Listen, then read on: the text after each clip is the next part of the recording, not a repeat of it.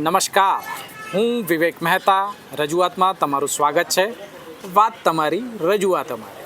મિત્રો, ચાંદોદ ખાતે જે નાળું છે, જે પુલ છે, એકાએક બંધ કરાતા ભારદારી વાહનો આવતા બંધ થયા છે, જેના કારણે એસટી બસ સહિતના વાહનો આવતા નથી, જેથી ગ્રામજનોએ 3 થી 4 કિલોમીટર દૂર ચાલતા અથવા તો રિક્ષામાં જવું પડે છે. વિદ્યાર્થીઓને તકલીફ પડી રહી છે અને ખર્ચો વધી ગયો છે.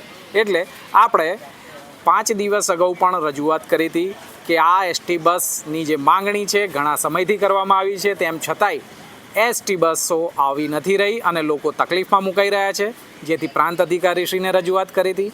આજે ફરી એક વખત આપણે ડભોઈ પ્રાંત અધિકારીશ્રીને મળવા આવ્યા છે, એમને માહિતગાર કર્યા છે, એમને આ બાબતની સમગ્ર જાણકારી આપી છે અને એમને ખાતરી આપી છે કે આ બાબતની વાત ડેપો મેનેજર સાથે કરીને સત્વરે એસટી બસ ચાલુ કરાવી આપવામાં આવશે.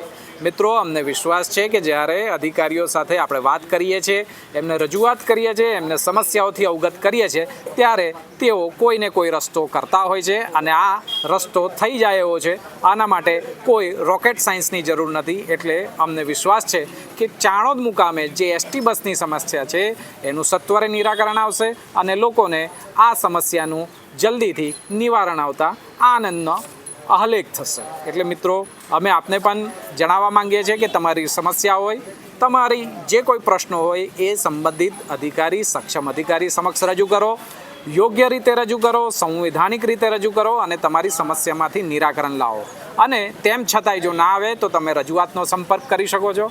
અમે રજૂઆતના માધ્યમથી એ સમસ્યાને રજૂ કરવાનો પ્રયત્ન કરીશું. મિત્રો, સાથે રહીને આપણે કામ કરીશું તો કદાચ નિરાકરણ વહેલું આવશે. આભાર. ભારત માતા કી જય.